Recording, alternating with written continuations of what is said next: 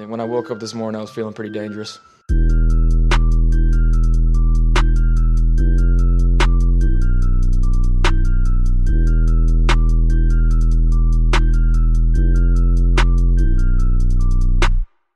And if we're talking tight ends and we're going into round 2, maybe round 3, give me Ian Thomas, please. Let's just do the damn thing. Just based on giving his overall ability. Again, I like his arm. I think he can make every throw. The pick at number 12 is in.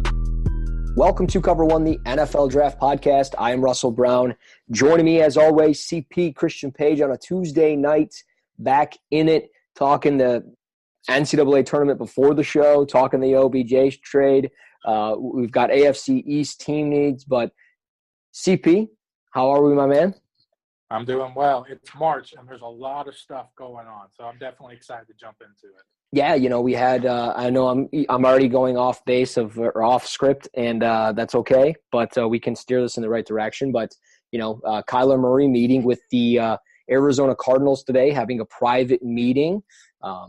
So that's very interesting. It's always. I was trying to find out when Baker Mayfield met with the Cleveland Browns, because that certainly seemed like something that just kind of happened like overnight with them, even though, according to reports that they, had really liked Baker Mayfield and that was going to be their guy. Certainly seems like Arizona really likes Kyler Murray, but it's just weird that Kyler Murray meets and has a private workout and visit with Arizona on the same day as Mike Trout getting the highest contract in baseball at $430 million. It's ridiculous, the money out there, but I think Mike Trout's the best player in the majors, so I think it's justifiable, especially over the longevity that he can produce out there, and there's no really signs that says he won't get there. So, but yeah, it is interesting that everything unfolds while Kyler Murray's at the pinnacle of draft talk, and then you got the best player in baseball sitting here signing a $400+ million contract. It's kind of ironic, but kind of funny at the same time. Yeah, it makes you think, did he go to Arizona and simply say, hey, look, I know we've discussed me going first overall, but I'm actually pulling my name out of the hat, and I'm just going to go play baseball now because I want $430 million, which by the way, I don't think he would ever get $430 million. He's not even equivalent or on the same planet. Well, he is on the same planet as Michael Trout, but technically. But as a baseball player, probably not.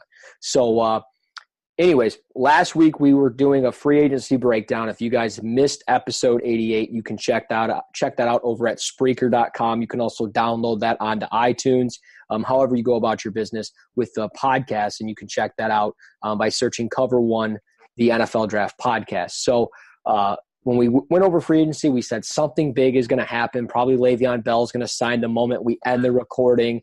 And while he did sign at midnight with the New York Jets and got a decent deal, and I think it's okay, I don't know exactly if it's the best fit in the world, but what the big storyline was OBJ getting traded from the New York Giants to the Cleveland Browns. And essentially what happened was the Cleveland Browns gave up a first-round pick of this year, a third-round pick of this year, and Jabrill Peppers to get OBJ. So we heard about this for a while. We were like, okay, it's the New York media. It's other mainstream media. Nothing's going to happen. Here we are. OBJ is dealt.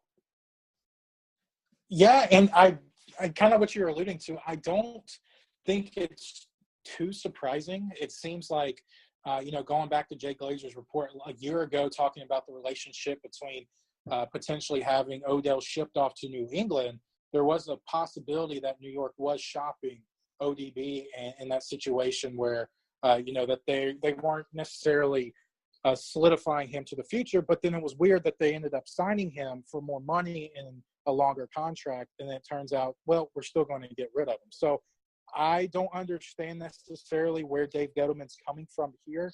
I think they got an okay deal from Cleveland. I think they still could have gotten a lot better.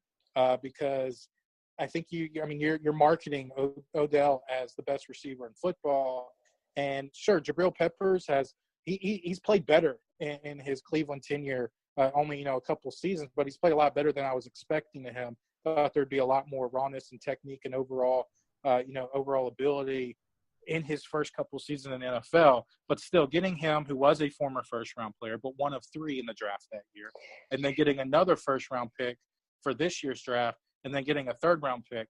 Even though that sounds like a lot and you're still getting a first-round pick 2 years removed, I still think the Giants could have done a lot better in this regard, especially when you're looking at the plan, because that's when I think this whole thing blows up. Because if you wanted to start a plan last year with quarterback at number 2, then you could kind of see, okay, let's go forward with Odell, with a quarterback at 2. But then your plan began with Saquon Barkley at pick number 2, and then now it's kind of just blowing up in front of him. So I just don't see really connecting the dots from a New York Giants and Dave Gettleman side. But good for Cleveland. I think this puts them pretty much as maybe the favorite in that division right now. No, it should put them up on top of the division. I really don't understand what the Giants are thinking. And one of our local radio hosts here in Detroit is actually from New York. So he just, dogs on the Lions and Michigan. He's actually a Michigan State graduate. So it works well for me, but he's a Giants fan, and he's basically come out and said, I'm done with the Giants. I'm not watching them anymore. I'm not cheering for them anymore. I'm just going to watch the NFL for fantasy football and just for my job's sake. And that's pretty much it. Like, there are people that are pretty irate about this move, and I can understand why, but me personally, I wouldn't have done it. I would have not traded OBJ. That's a franchise type of player. But again, I'm not in that locker room every day. I don't have OBJ probably sending me texts or emails. I don't have to really sit there and think, okay, is OBJ going to go out in the nightlife tonight and do something stupid, which has been, somewhat things that he's done. So I can understand it if it really was a toxic situation, but at the same time, you needed a player like that to build a quarterback around. Well, now you're going to just need to get a quarterback, and you're going to have to build around him. And they've got 2 picks in the first round at 6th overall and 17th overall. And are you cool if I just throw a curveball here and we just go NFC East and say screw it, since we're already on? Yeah, let's do it. All right, let's do that. So let's start with the NFC East, and let's start with these Giants because, again, they've got the 6th pick. They've got the 17th pick. I don't think they're going quarterback at 6 unless somehow, some way, they're just enamored with Kyler Murray and they know that they can get him. And maybe Arizona is just meeting with them to do their due diligence and really essentially putting somewhat of a price tag on him and saying, hey, if you want him, he's available, come up and get him. Obviously, we'll know in about 37 days, but when the draft is. But at 6, I think they're going to go defensive player. Probably my guess, honestly, I think it's going to be Rashawn Gary. That's who I think it's going to be. But that's just a guess. It could be Montez Sweat. I think he might be a better fit. But again, I think it could be Rashawn Gary. I think when you have Jabrill Peppers there, I think you might say, okay, these guys are friends. These guys played together at Michigan. I'm not saying, they're the best of friends or anything like that, but I would have to think teams might want to be interested in something like that. And when you could get a Rashawn Gary, if he's there at 6, I think that would be their guy. And then quarterback at 17, probably Daniel Jones if he's there, maybe Drew Lock. So that's where I'm thinking for the Giants. I don't know what you're thinking they're doing in round 1. I think they need to address the defensive line early because, losing Olivier Vernon, sure, he wasn't as consistent as maybe the media shoots him out to be, but I still think that's going to be somebody that's definitely missed as kind of that tweener between an outside linebacker and a pass rusher. Right now, they don't really have that pass rushing specialist, so they need to address that early. Maybe there's a situation where a guy like Josh Allen from Kentucky falls into their lap because you never know how the quarterback scenarios shake out. I know there's a couple teams that address quarterbacks in free agency, Jacksonville, Denver being 2 of those teams. But Miami now, they may be in the folds of things. Sure, they signed Ryan Fitzpatrick, but we know that's not going to be a long-term thing. So if there's a way that maybe Miami steps up in there, that would push another player down like a Josh Allen or who are some other the pass rushers up there, maybe a Montez Sweat. And I think New York could get pretty lucky in this draft. And I'm not saying it's going to appease all the New York fans because we know regardless of whatever New York organization is, that is very difficult to do. But I definitely think they need to go pass rusher early. And then maybe potentially with that 17th pick that they got from Cleveland, maybe look at a situation where they go after a quarterback, whether that is Daniel Jones, which, again, I'm not sold on the Daniel Jones bandwagon, especially in a top 20 situation. Mm-hmm. There's not enough flair where I think he would be a good fit in New York, but I definitely could see a situation where they could draft a quarterback, maybe trade out of that 17th spot in the second round, or just go ahead since they have 2 first-round picks, get your pass rusher in the top 10, and then get your quarterback later on in the first round, or maybe open up an opportunity for a Josh Rosen to come to New York like we talked about last week. But, yeah, I'm with you. I think they need to address the defensive line first, or that pass rusher, and then look at the quarterback with their second pick. Yeah, and even though Daniel Jones doesn't have a ton of flair to him, I mean, Eli Manning didn't either, and he's still surviving there somehow, some way. But and it's interesting. And while you were talking, it made me think, so many times, and I agree with them going edge rusher 100% at 6, whether it is Gary Sweat, maybe Brian Burns, whatever they're thinking. They definitely need an edge rusher. I don't think that they go linebacker unless they absolutely fall in love with Devin White or Devin Bush. And I think Devin White's going to be off the board by 6 anyways. But essentially, we dogged this quarterback class all year long, not just us, but the media, people on Twitter.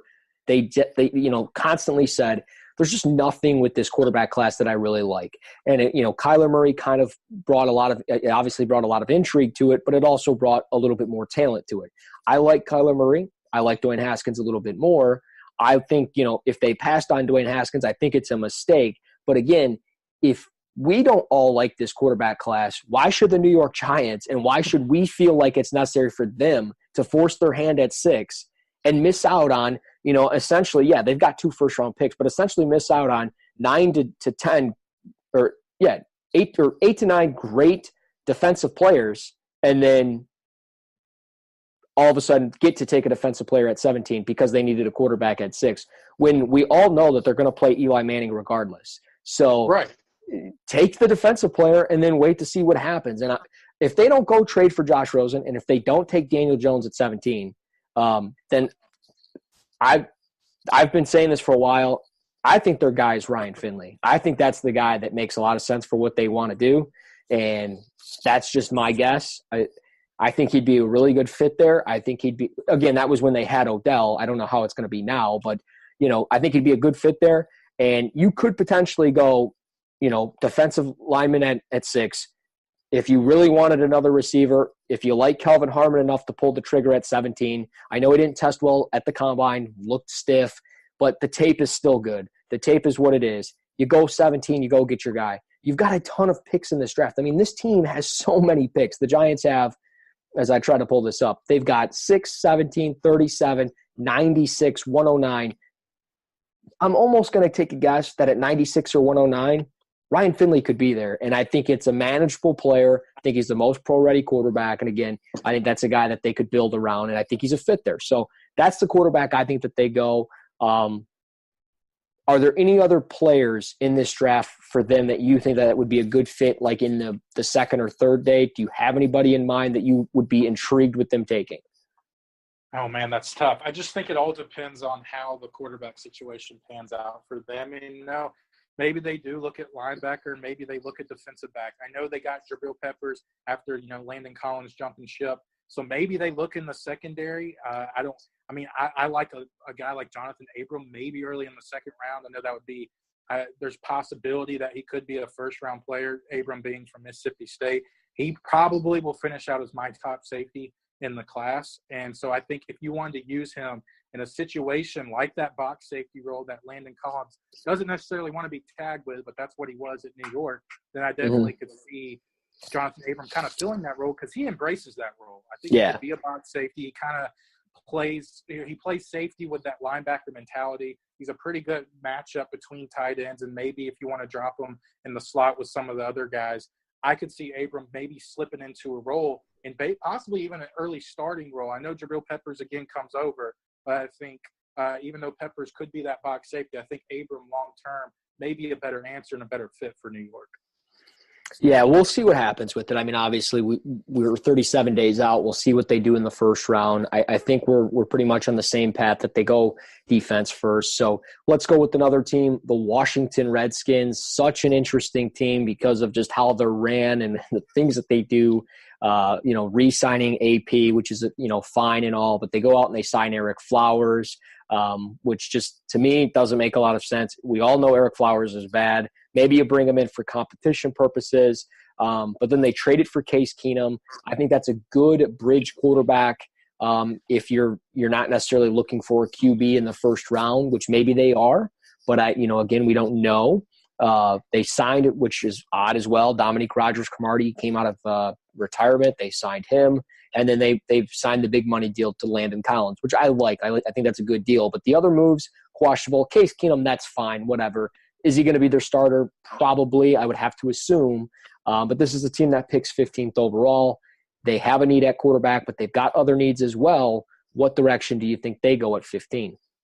Yeah, again, I think surprise, surprise, that the draft's going to be defined by what quarterback moves are made. But I think they made a decent bridge to whoever the next guy is with Case Keenum coming over from Denver. But I think you look at the inside linebacker play here, and I'm expecting wholeheartedly that Devin White will be the selection at Tampa Bay. That's one of the mock draft picks that I feel the most confident about. Yes, even over Kyler Murray to Arizona right now. So if there is a possibility that you see Michigan linebacker Devin Bush slip into a certain or possibility at Washington at 15, he may not be your true inside linebacker that you want, but I think he's a versatile guy that could definitely fill a need here. Zach Brown at Washington, he's nothing special. Ryan Kerrigan's more of that outside linebacker pass rusher as opposed to a true linebacker. So I think even though Devin Bush performed outstanding at the Combine a couple weeks ago, I still think 15 is at play for them. And I think that would be an excellent choice, even though, yes, they could be in the quarterback conversation. But again, this is a defensive-driven draft. And I think if you have a shot at taking away one of the top guys on the board, I think you do it. And I think that would be Devin Bush at 15. I'm with you. I think that they could also look at edge rusher. I know they cut Zach Brown, so I don't know if Devin Bush is actually going to even be – again, I know you've got Devin White at 5. I'm with you there. And I know if Devin Bush is there, he makes a ton of sense. Me personally, and I think we probably will both agree, I don't think he'll be there. But you never know, again, with the quarterbacks, how it's going to play out. I think edge rusher, though, is also – Denver and Cincinnati scare me with the linebackers. If they don't take one, I feel okay about Washington being able to grab Bush off the board. Watch for Detroit. I do believe that they could be interested in a player like Devin Bush. They were at Michigan and Michigan State's pro day. Again, it's right down the road, so it makes a lot of sense. But they were at both pro days, and they were very interested in a couple of those guys there. So maybe I'm wrong. It could be Rashawn Gary that they were paying attention to, but it also sounds like the buzz on Rashawn Gary is they've got a lot of questions on him. And I think a lot of it refers back to really what I've been saying from day one on the podcast is work ethic. Where does he actually fit? And I just don't think he's that good. I think he's just all hype and there's just nothing behind him to back it up from a production matter. But again, I'm getting off topic, but with also Washington, I think edge rusher is another area of need too. And I think Cleveland Farrell could be there. On my board, Brian Burns would be there, but I know in other places he is a top 15 pick. But if he does make it to 15, I think he makes a lot of sense as well. I think that by losing Preston Smith, I think they'll consider some type of hybrid outside linebacker, edge rusher type guy that fits what they're looking to do. And I think Burns would be an ideal fit because of his ability to stand up. I agree with JR as we talked about this over the weekend, the three of us. I don't think he's a fit for a 4-3 by any means. I think he's a stand-up guy. So that would be a good fit. They pick 15, 46th, 77th, 97th. So that's really good right there. 4 picks in the top 100. Washington can really do some damage there. I think they should look at some offensive line depth because it seems like every year they get injured up front. So they should really consider that probably at 97, 154 in the 5th round, 174 in the 5th round. So they've got a handful of picks in here. I think that they can do things right. But again, and no offense to Redskins fans out here, but you are the Redskins, and your team is not good at this. So, if they can get better at it, then you've got a shot. But we'll see how they really start this thing off with the quarterback spot. I think they'll consider something on day 2 or day 3 of the draft at quarterback. But I would be shocked if they took a quarterback at 15 unless they fall in love with Daniel Jones. A player that I'm really interested in knowing, one, where he's going to be projected based on, what we heard from the combine is Ja'Kai Polite, the edge rusher Yeah. from Florida. And second round, 46 overall to Washington, I could definitely see that as an opportunity there because Ja'Kai Polite, his film can really embrace that of a top 15, maybe even a top 10 if you want to value him that high. But there's some off-the-field things, about work ethic, how he carries himself. So second round, Washington, the same murmurings came around about Darius Guice, the LSU running back. Obviously, we didn't get to hear or see him because he messed up his knee this year. But the same things where, he doesn't care much about the game or this, that, and the other. Washington said, okay, we'll take a risk on him. Mm-hmm. Sure, he was valued as a first-round back, didn't go there. I think the same scenario could be addressed for Ja'Kai Polite. They need an edge rusher. He's one of the better ones. I mean, there's still some things he needs to clean up. But I think if you're looking at a balanced run defender and pass rusher, I think Ja'Kai Polite's your guy, and you could possibly get a first-round player at pick number 46 in the second round. I think that would be a home run pick for Washington. Yeah, that'd be a great fit for them. I'd be all for it. If I'm a Washington fan, I'm all for it. And me personally, if Detroit was to take him at 43 as a fan here, I mean, if they took him at 43, I'd be fine with it. So we'll see what happens with Ja'Kai Polite. His story is very interesting. Tons of off the field stuff with him. And I mentioned that when I did my first mock draft. I said, there's a lot of off the field stuff with him. And here we are. We get to the combine. He's not answering questions, right? And all the off the field stuff came about. So we'll see what happens. Moving forward to Philly, they go at 25. I like that this team has got pick 25, pick 53, and pick 57. They don't have their third-round pick because they traded that for Golden Tate. But Philly is just a team that really, no matter where they're picking in this draft, I think, one, they're going to draft well, but two, they can be a dangerous team no matter what. They added Malik Jackson.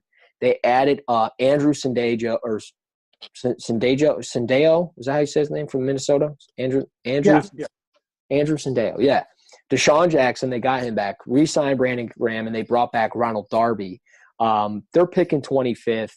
They've got, I think, offensive line needs. They have to start thinking of the future and getting an offensive tackle to replace Jason Peters. He can't keep signing one-year deals and playing forever. I think they need a linebacker. They lost Michael Kendricks this past year. They lost Jordan Hicks to free agency. So I think they could very well consider a linebacker. Maybe they like Mack Wilson. Obviously, if Bush or White are there, they're going to take him. Maybe they move up and get one of those guys. But I like Mack Wilson at 25. It's a little early, but I highly doubt he'll be there at 53 or 57. And if they don't go Mack Wilson, I think that they could consider another cornerback, and they might be one of those teams that really like Justin Lane out of Michigan State. Oh, yeah, I think that would be a perfect fit for them.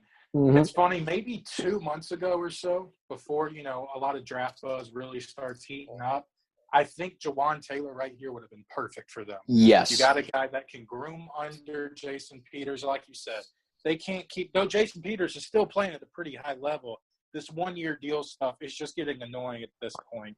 And so you need somebody when you have your franchise. Now you are fully committed to Carson Wentz with Nick Foles now going to Jacksonville. You need to somehow shore up that left side. So I think that's the interesting part here, because now you're picking this late in the first round. You're looking at a situation, well, now are we reaching for an offensive tackle, assuming the guys, Cody Ford, Jonah Williams, Jawan will be gone. Yannick Adjust could be an opportunity here. If you value him as that left tackle guy, I know there's some technique issues, some stiffness that you have to worry about. But I will be interesting to see if Philadelphia does end up addressing the offensive line, because I desperately think they need to, because, especially like you said with Jason Peters just kind of flirting with them year in and year out, but now being fully committed to Carson Wentz, I think they need to address the offensive line and really shore up that left side for the future as opposed to just immediately. I would, obviously Jawan Taylor is going to be gone, but that would be great. And then, you would be able to move Lane Johnson over to left tackle. You would play Jawan Taylor at right tackle. That'd be great. They could consider Dalton Reisner as well. I don't think that would be out of the question. That's a good point, yeah. I don't think that'd be out of the question either at 25. I love this offensive line class as a whole. I love this offensive tackle class. So I think Philly's in luck if this is an area that they're looking to go, because on my top 15, I've got 5 offensive linemen ranked in there. So Like, and 4 out of the 5 are offensive tackles. So, I mean, obviously, if you consider Jonah Williams a guard or a tackle, that's up to you. He's an offensive tackle in my book. But, like, he won't be there. And if he is there, that's a home run pick too. So I think they could go in a variety of ways. And I'm with you. Again, linebacker, corner, offensive tackle, they've got a handful of players that they could get at 25, 53, and 57. So I like what they're going to do. And I think they also will go running back too. We're not going to neglect that position. But really in this class, it's pick your flavor, right? It's kind of like receiver. Pick the guy that you want to pick and go with it. And maybe it's Damian Harris. Maybe it's David Montgomery. Maybe it's Darrell Henderson from Memphis. There's a handful of guys that they can consider. Henderson would be a great fit for them. Damian Harris as well. So there's a couple of guys. Is there any running back in specific that you like for them by any means? Guy maybe that they could get a little later, Dexter Williams from Notre Dame. I know he's a little raw, but I think he could fit into what Doug Peterson likes to use. And I don't think they necessarily have to have a bell cow in Philadelphia. They showed that. But quickly going back to offensive tackle, where do you expect Andre Dillard to get drafted? Top. Do you think there's any chance that he's left for them at 25? If he makes it past Carolina at that's the thing. 16, I'd be shocked.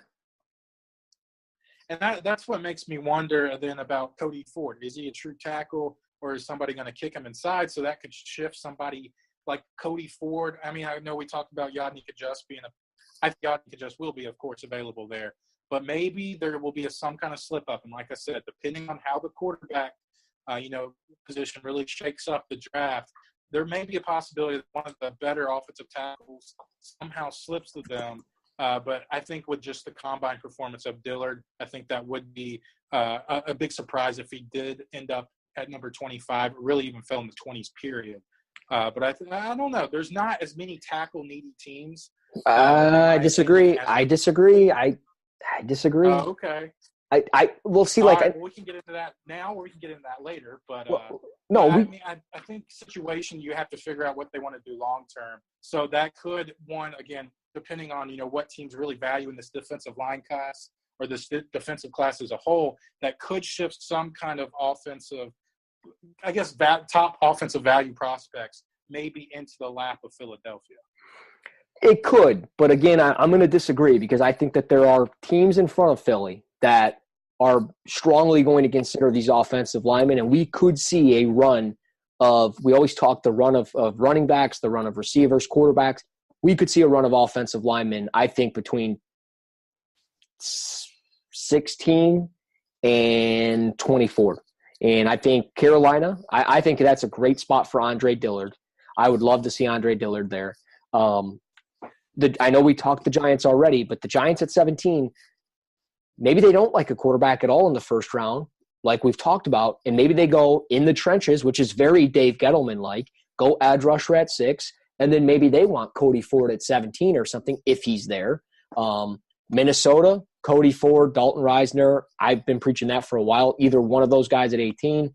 19, okay, Tennessee probably doesn't go offensive tackle, but they probably would go offensive line. I think Garrett Bradbury would be great for them.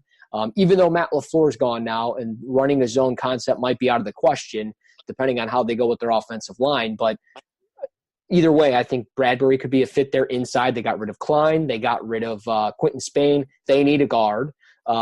Pittsburgh at 20, they just traded away Marcus Gilbert. I know they got that young kid from Western Michigan, Okafor. He's playing right tackle or whatever. They could consider right tackle. Seattle, they always need offensive line. Houston, they need offensive line. And Oakland at 24, who knows what they're doing? They just cut Donald Penn. I heard something the other day, dude. They might be making Colton Miller a guard.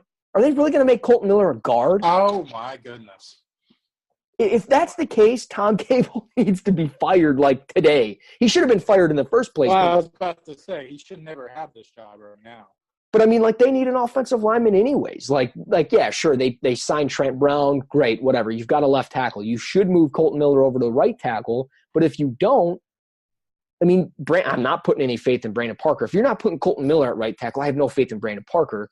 And then furthermore, you need interior line help. So they could be a team that consider a Cody Ford or a Dalton Reisner. So I get what you're saying, but again, I got to stand I just got to go with other teams I think could very well look at offensive line. But let's go with the team that does not have a first-round pick, and the last team we'll cover in the NFC East, and then we'll close out on your article, get our tournament picks, and get the hell out of here. Dallas at 27, that's where they're supposed to be picking. Oakland now owns that pick because of the Amari Cooper trade. Dallas, who knows what they're going to be doing? They pick at 58 and then 91. So, 57 players are going to be gone by the time they make a pick. And they could be looking at trading for Robert Quinn, who was apparently at their facility. They did sign Randall Cobb today. They did get Jason Witten out of retirement. So they've got things going for them. But do they have enough cooking with them to create a fire here? Oh, geez. I'm not sure what Dallas is going to do, which I don't think is a terrible thing, because I definitely think, obviously, they hit a home run with Leighton Vander Esch in the first round last year, one of the most impressive rookies last season. Connor Williams, he wasn't spectacular, but he started 10 games for them. Michael Gallup, sure, he had a lot of fanfare going into the draft, and he was okay for them. Can he take that next step forward? Maybe kind of grooming him under Randall Cobb for a year will actually help. So I think they were pretty fortunate that they had a decent rookie class last year, so they actually felt comfortable with giving up and sacrificing that first-round pick for Amari Cooper, and Amari Cooper won. So I definitely think that even though they don't pick until way, way late in the second round, I think they're still set up okay. Now, predicting who they're going to target and everything like that, I have absolutely no earthly idea. But I definitely think they are still set up okay. Maybe some depth pieces across the offensive line would be the case. Had some injuries over the years, and maybe just looking at some linebacker depth, and of course out in the secondary doesn't hurt either. But I definitely think they're set up. The roster's okay for now. Possibly maybe the tight end class pretty strong. At least the top maybe 6 to 7, 8 guys. Maybe that could be a target here, depending on where the Iowa guys go and where Smith goes, maybe later in the second. So maybe just looking for a need. Tight end would be one. I don't care if Jason's come back. It's obviously only going to be for 1 year. In 18 games, I'll buy you something, whatever you want, Russ. Me personally, I just think maybe they go defensive line somewhere along that line. I think interior defensive line is probably where they need to go the most. Maybe they consider Gerald Willis out of Miami, Florida. Draymond Jones out of Ohio State would be a great fit. I know Ellen wrote something on cover1.net for us on regards to Draymond Jones, and I think he's a big fan of him. So he would be, I think, pretty ecstatic with him at 58. So, again, 57 players are going to fall. I don't see them moving up in the draft. They might. Jerry Jones is crazy. This team is pretty good already. I think some of the pieces that they've brought back are good enough to say, okay, bringing DeMarcus Lawrence back on that franchise tag is huge. I like, Cameron Fleming. I think that's, a good addition to their offensive line. Randall Cobb, that's feasible. It's definitely a poor man's Cole Beasley, but it is what it is. And then Jason Witten, of course, I think he'll be fine. I don't think he'll be nowhere close to where he was. But, this was a team that definitely, I don't know. I don't like the Cowboys, so that's part of the problem. But I just think defensive tackle is where they need to go. I think they've struggled with interior pass rushing. I think they've struggled at stopping the run. And if some of the teams, like we've talked about, Philly, if they go running back, you've got the Giants, they've got Saquon. Washington, if Geis comes back and he's healthy with AP, that's not a bad duo. So I think they need to consider stopping the run a little bit, and I think getting a defensive tackle is key for them. So 58 being your first pick, it's tough, but that would be the direction I'd go. But that's it for the NFC East. We'll get to another division next week, and we'll just keep going down the line until we get to every single team. And we wanted to do it this way to spread it out a little bit, because so many times you go, all right, let's start with the top 5. Let's start with the 6 through 10, and then so on and so forth. And then you're just kind of talking on top of each other with the same player. This kind of gave us a range. But also what gives you a range is CP's recent article on the 2019 NFL Draft. A handful of offseason moves have heavily impacted the NFL Draft. This dropped on the 15th, so just a few days ago. You can check that out, again, over at cover1.net. We talked in this article, you talk Joe Flacco going to Denver, Nick Foles signing with Jacksonville, Trey Flowers coming here. You talked some potential pass rushers available at 8, pass rushers available at 32 for New England. CJ Mosley to the Jets, big deal. Kawhi Alexander to San Francisco, another big deal for a linebacker coming off a knee. So there's a lot of stuff in here, guys. You got to check it out. But I'll leave this for you. The floor is yours. You wanted to really bring this up and really put a cap on it. And you also highlighted Juwan James going to Denver. So that's a big right tackle signing for them. I love that move for them. Denver spending some money. But ultimately, the floor is yours, my man. Yeah, we can start right there. I think Denver, this was a must move for them. They had to find some right tackle out there in the market that was good enough to feel comfortable enough that they could give them top dollar, which they did give Juwan James. And sure, he wasn't extreme. He didn't play extremely well, but he still created a nice bookend with Laramie Tunsil on the left side in Miami. And I think partnering him up with Garrett Bowles in Denver really says, hey, let's not worry about a tackle in the first round, and we can look to obviously they filled their quarterback need for now, and we can look more to the defensive side. But then that opens up, we were talking about offensive tackles a second ago, this opens up a need on the right side for Miami. I think that's when you have to look at guys like Jawan Taylor, who may be best suited as a right tackle. Obviously, you can make the Florida connection there. Cody Ford, if they feel comfortable him on the outside, I think right tackle will. So I definitely think Miami will be in the tackle conversation when they're picking in the first round. I think another move that kind of throws their radar a little bit is James Crowder going from Washington to the New York Jets. The Jets, I mean, I don't say they necessarily won free agency, but they made a lot of moves that puts them in really good positioning, not just in that division. We know New England's going to lock that up as long as Brady and Belichick are there. But I think just to kind of make some noise. So for Washington, though, on the other hand, now they're going to have to look to go forward and look for a number one receiver. They may have their opportunity to pick any of them at 15. I know DK Metcalf will probably be the first pick among the wide receivers. So, you know, we can throw him out of there. But guys like A.J. Brown, Hakeem Butler, who had an outstanding combine, brought up Kelvin Harmon from North Carolina State early.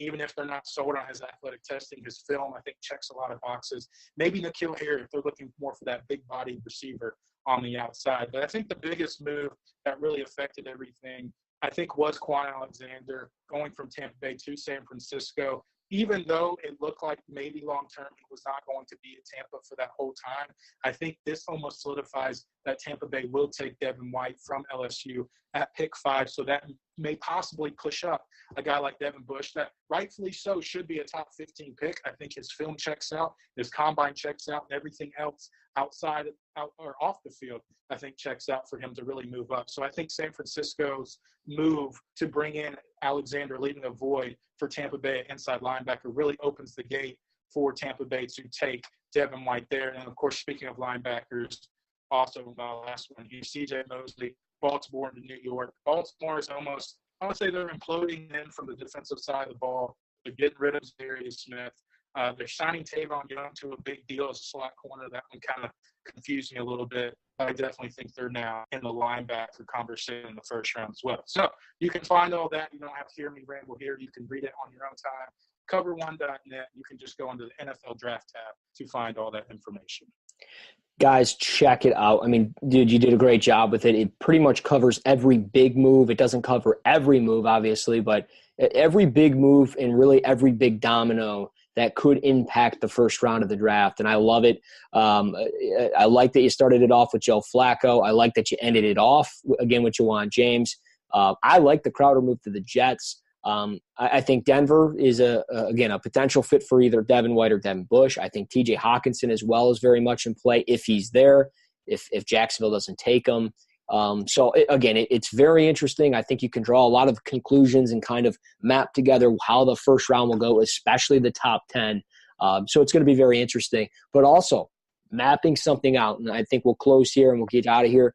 The tournament, NCAA tournament, it was something I did last year with Brad Kelly. We're obviously going to do it right now, mapping out the NCAA tournament and really our picks, our final 4 teams, and then the finals and who we think is going to win this thing. So I'll let you start with your final 4, and then I'll go and we'll get out. I wish I could say something crazy here, but I'm kind of going to go with the usual here. Obviously, I think Duke now with Zion Williamson, they're the best team. They got the number 1 overall seed. I definitely think with them, even though I think they only really have 3 players with Cam Reddish, RJ Barrett, and Zion Williamson, depending on how good Trey Jones is. But inside, if they meet a team